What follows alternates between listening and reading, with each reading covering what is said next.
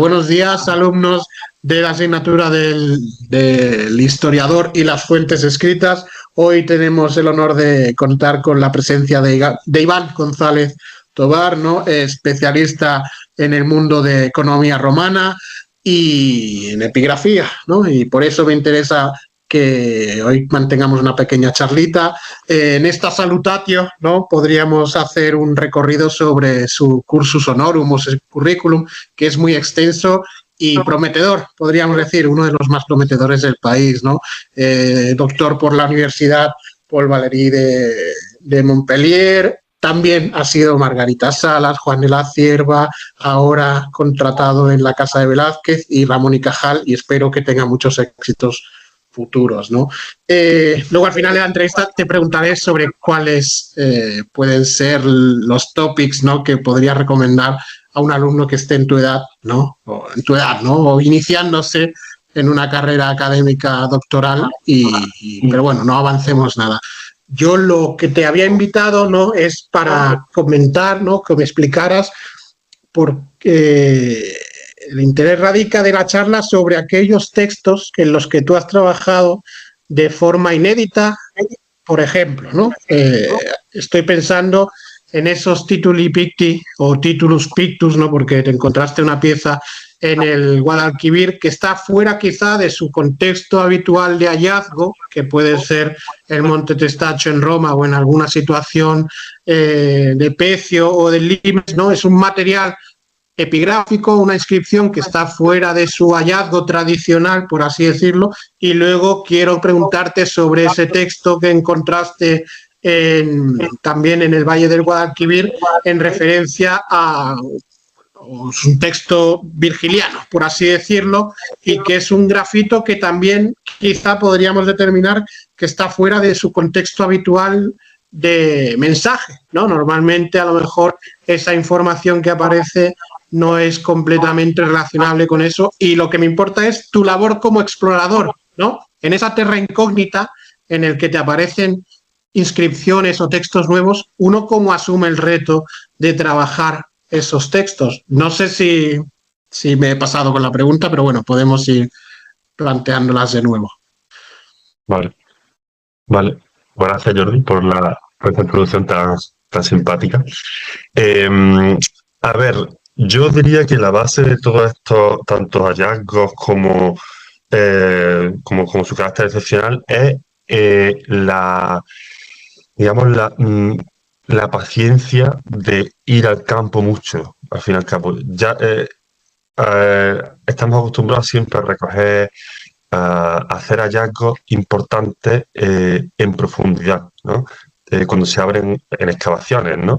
Entonces, los hallazgos de superficie casi siempre son fortuitos, relacionados con expoliadores o con agricultores que están arando. Entonces, cuando son arqueólogos los que están muy pendientes de la superficie, ya sea ellos mismos o con colaboradores muy estrechos, como en algunos de estos casos, pues se producen este tipo de sorpresas, que son hallazgos que, aunque vienen de yacimientos en superficie, como los tenemos muy bien contextualizados y estamos en ese tiempo muy pendientes de cómo evoluciona esas parcelas, pues podemos analizarlos con mucha más precisión que a lo mejor cuando se encuentran en cualquier sitio, después terminan en un museo y ya se les pierde la pista, ¿no? Entonces, eso es quizás lo que une al título del Sotillo y al grafito de Noguera, el grafito de Nachuelo. Y bueno, el asumir, estudiarlo, por lo general viene pues de un conjunto de condiciones y también de especialistas que nos unimos para darle a un mismo hallazgo, pues en el caso del grafito virgiliano, un aporte, digamos, epigráfico, un aporte arqueológico y otro latino, ¿no?, en este caso. En ese sentido, sobre los textos, ¿no?, que te aparecieron en lo conocido como estas marcas pintadas, los tituli picti, esos ya los tienes más habituales, ¿no?, en el reconocimiento de ese tipo de inscripciones o el mensaje, pero sí que es la novedad de encontrárselo allí, ¿no? En ese sentido, es lo que tú dices, ¿no? Que el trabajo de campo te permite determinar que el material, ¿no? Pues pertenece a esa localización, y quizá podrías, no sé si avanzarnos sobre lo que tú pensaste en el momento el momento en el que se construye ese texto, si tú crees que ese texto, el hallazgo es fortuito en el lugar, ¿no? O si ese texto no se hace para la bética, sino que se hace para un control posterior. Bueno, lo que sabemos es que estamos en un alfar de ánfora del siglo XX en la zona de Córdoba, y que era la primera vez que veíamos un Titus Pictus conservado primero en la Bética. Bueno, en la Bética quizá hay alguno, pero yo diría que en la Bética, si hay alguno, ya tiene que ser ya en Cádiz o en zonas ya en las que está claro que el ánfora ha sido comercializada, pero no conocíamos ninguno, eso seguro, en el área de producción de ánforas, ¿no? Entonces, probablemente existen más. Lo que pasa es que en este caso, pues se encontró en un momento en una barranca de un pequeño arroyo cuando llovía, o sea que el ánfora seguramente había mantenido unas condiciones de humedad quizás especiales. Cuando se encontró, pues también estaba lloviendo. Si no, vamos, esto lo encontró el Servicio de la Mata, y yo creo que siempre me cuenta que fue lloviendo. Entonces, tuvimos la suerte de que lo vimos, pero al mismo tiempo, por el sitio en el que está, es evidente que es algo que iba a ser comercializado, pero que finalmente no lo fue, ¿no? Entonces, ahí creo que teníamos, de los 4 o 5 títulos, teníamos el alfa, ya no recuerdo, una parte del beta seguro, el alfa, y lo que faltaba era el título delta, ¿no? Que ahí es donde también estaba la complicación de preguntarse, al menos, si no demostrarlo, pues un poco difícil, preguntarse si el delta también fue escrito o si existía la posibilidad de que el delta se hubiese escrito en otro sitio, ¿no? Lo que para nosotros fue importante es decir, bueno, aunque ya se intuía que desde el 77 o, vamos, hace ya bastante tiempo que el envasado y el etiquetado se debía hacer en la filina, y que no debías ni subir a Córdoba ni esperar hasta bajar a Sevilla, pues en este caso, por esa casualidad de que probablemente se debió romper justamente entre el etiquetado y el embarcamiento, y el embarcado probablemente, pues tuvo que quedarse junto al resto de ánforas desechadas de los hornos, ¿no? Que son ánforas que ni siquiera se han llegado a etiquetar, sino que al salir del horno se le ha hecho un tipo de control de calidad y se han desechado, ¿no? Entonces, la clave de hallazgo, aunque fuese un título de los 2.000, 3.000, no sé cuántos hay ya publicados, pues tenía esa importancia, ¿no? Que hablaba sobre el momento del etiquetado del rotulado de esas ánforas, y que por lo tanto se estaba haciendo seguramente en un embarcadero de ese alfar del Sustillo, a pocos metros de donde fue hallado. Pues esto es genial, ¿no? Porque tú imagínate, ¿no? Al final generamos un marco teórico continuo de cómo pudo realizarse esta trazabilidad, ¿no? Y que un testimonio epigráfico que va a parar a un especialista, ¿no? Pues puede generar un testeo, ¿no? O una comprobación real de lo que habíamos imaginado, ¿no? Y qué bueno, gracias por traerlo aquí. Que te iba a preguntar sobre el otro gran hallazgo, ¿no? Y quizás singular, ¿no? O rareza epigráfica, ¿no? Porque al final, el otro día hablaba con un colega que también tenía un texto singular, ¿no? Y yo decía, pero ¿cómo caracterizamos o categorizamos este? Dice, bueno, pues como Ali, ¿no? Como otros. Digo, hombre, no es súper extraño, ¿no? Digo, entonces digo, pues igual es simplemente una rareza epigráfica, ¿no? En el gran contexto de materiales que nos podemos encontrar, ¿no?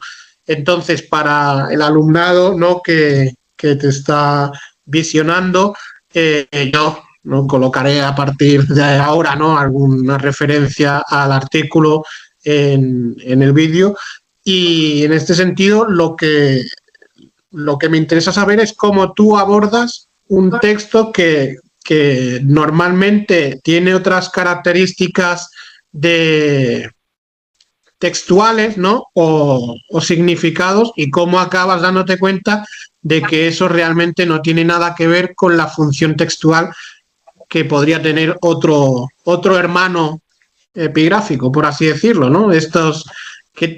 ¿Cómo llegaste a esa conclusión, ¿no? Esa es la gran pregunta que te quería realizar. La verdad que es un proceso bastante, pues, bastante largo realmente, aunque, aunque entre que se encontró y que se publicó pasaron 7 años, evidentemente no pasamos 7 años trabajándolo, pero sí que entendimos muy rápido que era algo excepcional, que no correspondía a la típica, al típico grafito relacionado con los quehaceres de la filina, quién ha hecho qué, cuándo y qué lote o qué no, que cosas muy de un ámbito fabril, ¿no? Algo muy simple, ¿no? Simple, bueno, tiene su complicación y Piero Berni nos conoce bien, pero veíamos que era distinto, ¿no? Entonces, bueno, poco a poco lo íbamos sacando de vez en cuando, echándole un vistazo, intentando entender un poco las palabras. Durante mucho tiempo solo entendíamos 2 o 3 palabras que más bien nos hacían pensar, bueno, en un mensaje incluso un poco guasón, cosas que la verdad que nos costaba un poco, ¿no?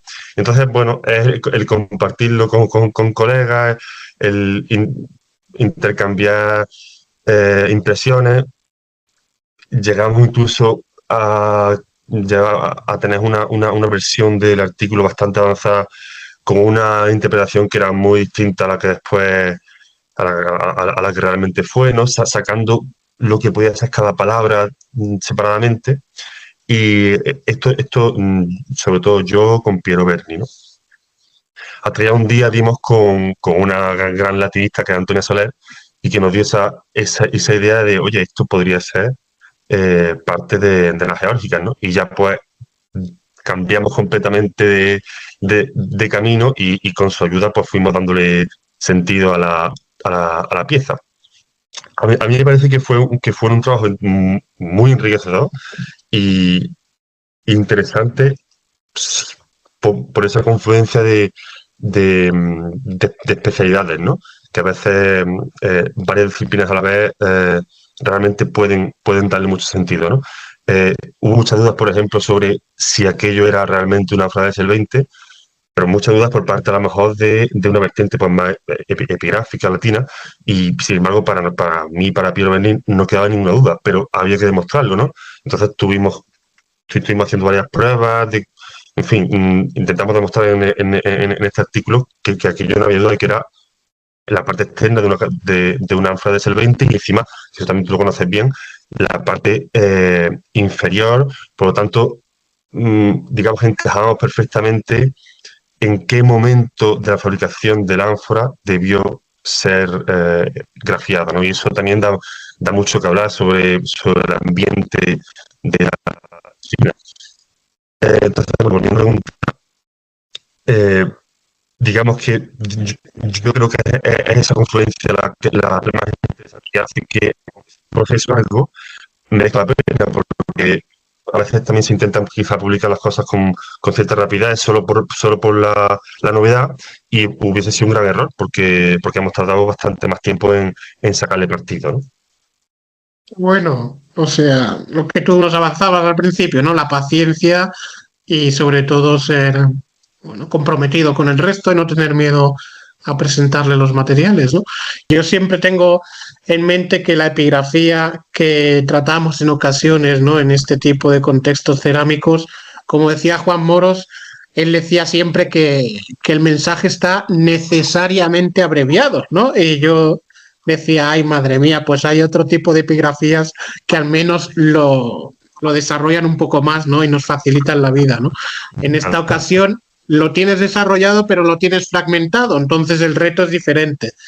Y en este sentido, yo quería preguntarte sobre nuestra labor, ¿no? Como detectores de textos que están abreviados. ¿Tú cómo trabajas, no? ¿Te dedicas más al reconocimiento pues de la onomástica o sobre todo en relación a la composición del idioma. No sé cómo trabajas normalmente esos textos, ¿no? Que te están haciendo famosos. En este caso es que las letras eran relativamente fáciles de entender, pero lo complicado era, bueno, separar las letras, o sea, separar las palabras, errores ortográficos, que eso dificultó mucho la tarea. Entiendo que el mundo antiguo es complejo y se puede estudiar desde muchos ámbitos. Entonces, lo que sí recomendaría a cualquier alumno es que elija bien un punto de ataque, ¿no? Ya puede ser mucho más punto de vista del territorio, mucho más, eh, bueno, mucho más arqueológico, digamos, eh, pero siempre sin perder de vista que para cualquier hallazgo, toda especialidad que rodee el mundo antiguo es útil, porque el epigrafista siempre sobre el mismo contexto tiene un punto de vista muy diverso del arqueólogo, y el latinista tiene otro aún más alejado, pero que cuando confluyen son magníficos, ¿no? Bueno, pues yo creo que con esta breve explicación yo ya me contento y espero que les sirva a los que nos ven. Quería avanzar, ¿no? Una pregunta al alumnado, pero yo creo que también tú has anunciado, ¿no? Una forma amable de iniciar sus investigaciones, ¿no? Que es focalizándose en algún aspecto en concreto. Yo no sé si podrías, dada tu experiencia más reciente, aconsejarles de cuál consideras tú el aspecto o el factor más determinante a la hora de asumir con cierto éxito, no sabemos qué es el éxito, pero con cierto éxito, ¿no? Pues intentar concatenar una serie de contratos de prestigio sobre el otro, ¿no? Si es publicar, si tiene que ver con hacer congresos, si tiene que ver con excavar o simplemente obviamos la suerte y es determinante también. No sé tu experiencia qué les puede nutrir a ellos, ¿no? ¿Tú qué les recomendarías a una persona que está en un momento de dar el salto? Pues yo lo que recomendaría es que fuese objetivo por objetivo y sin mirar demasiado segundo objetivo, sino quedándose con el primero, ¿no? Porque cuando uno es demasiado ambicioso, termina por no conseguir nada, ¿no? Yo, como para mí ya solo el hecho de que alguien hace 15 años me pagase por hacer algo que estuviese relacionado con la arqueología, yo ya estaba contento, ¿no? Entonces, para mí ese fue el primer objetivo, simplemente trabajar de algo que no fuese, que estuviese relacionado con la arqueología. Entonces, con ese primer objetivo cumplido, pues después fui por el siguiente, ¿no? Es claro que siempre hay que rodearse de gente que te aconseje, hay que escuchar bastante, yo diría que son importantes. La gente que tiene las cosas a lo mejor demasiado claras, pues las tienen claras ellos, pero las cosas nacen gracias si no a la gente que te rodea, al mundo que te rodea, ¿no? Entonces hay que estar bastante avispado para saber cómo se mueven las oportunidades en cada momento. Y bueno, y quizá el consejo para mí más importante, pero que sé que no suelen acogerlo con en fin, muchas veces los alumnos no lo ven como una posibilidad, es el irse al extranjero, la verdad. Eso todavía queda como una cosa, como una necesidad de momentos de crisis, pero lo cierto es que, bueno, yo considero que en mi caso mi perfil ha ganado mucho yéndose a otro país. Entonces, eh, todo aquel que diga, no, es que yo no sé inglés, que yo no sé ese idioma, entonces yo cómo voy allí, bueno, pues al que le dé igual y decida irse, incluso sin saber la lengua, ese sí que ganará mucho más que el que se quede. No significa que sea la única forma, fue mi forma y me enriqueció mucho, pero seguro que entre hacerlo y no hacerlo, siempre es mucho más enriquecedor hacerlo, aunque uno dé más vuelta y vuelva de otra forma, vuelva más tarde incluso, pero no importa porque el perfil siempre eh, habrá crecido mucho más. Bueno, no Bueno, sé si... Iván, yo voy a detener la entrevista aquí. Muchas gracias por tu tiempo. Gracias a ti, Espero hombre.